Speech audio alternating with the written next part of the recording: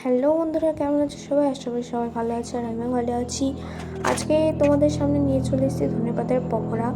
তো প্রথমেই ধনেপাতাগুলি সব এক এক করে বেছে কুচি কুচি করে কেটে নিলাম।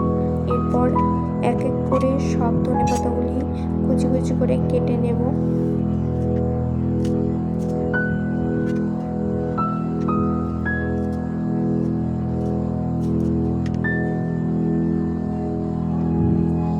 এরপর ধনেপাতাগুলি কাটা হয়ে গেলে নিয়ে নেব দুটি পেঁয়াজ দুটি ভালো করে খোসা ছাড়িয়ে ভালো করে জল দিয়ে ধুয়ে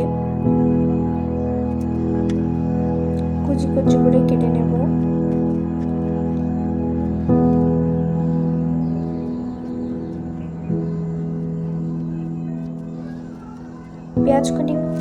পেঁয়াজ দুটি কাটা হয়ে গেলে আরও দুটো পেঁয়াজ নেব।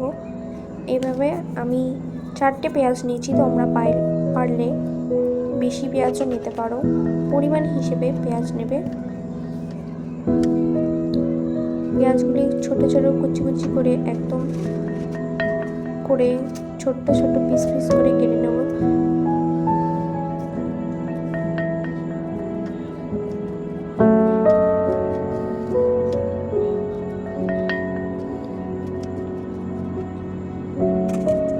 এরপর পেঁয়াজগুলিকে ধনেপাতার মধ্যে দেবো, তারপর কাঁচা লঙ্কাগুলি কেটে নেব, একটু আদা রসুন বাটা দিয়ে দেবো, তারপর দিয়ে দেবো 1 চামচ হলুদ,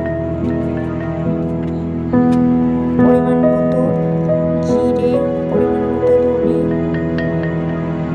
1 চামচ গুঁড়ো লঙ্কা,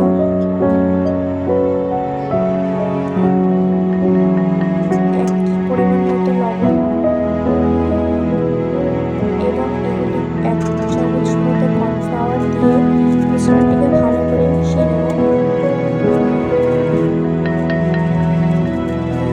ধনেপাতা থেকে অটোমেটিকলি কিছু জল বেরোতে থাকে, তার উপর দিয়ে কিছু ময়দা এবং একটা ডিম দিয়ে মুচমুচে হওয়ার জন্য ভালো করে মিশ্রণটিকে আবারও মেখে নেব। এরপর কড়াইতে তেল গরম করতে দিয়ে দেব, পরিমাণ মতো তেল দিয়ে দিলাম। এরপর কড়াই ফ্লেম হাফ টু মিডিয়াম রেখে এক এক করে পকোড়াগুলো ছেড়ে দেব।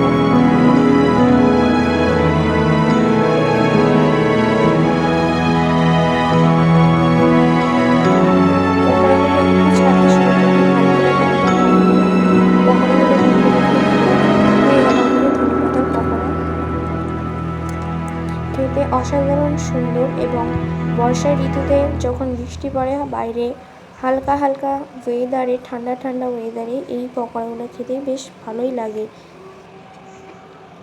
এরপর আবারও ব্যাটারটাকে কড়াইতে দিয়ে ভালো করে ভেজে নেব।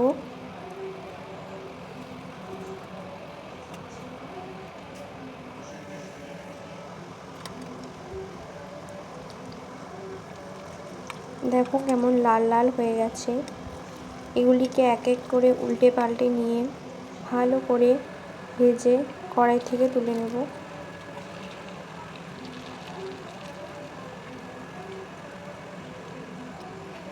মুড়ির সাথে কিংবা শুধু খেতে এই পকোড়াগুলি টমেটো সসের সঙ্গে বেশ ভালোই লাগে। তো আজকের ভিডিও এইটুকুই, দেখা হচ্ছে পরের ভিডিওতে।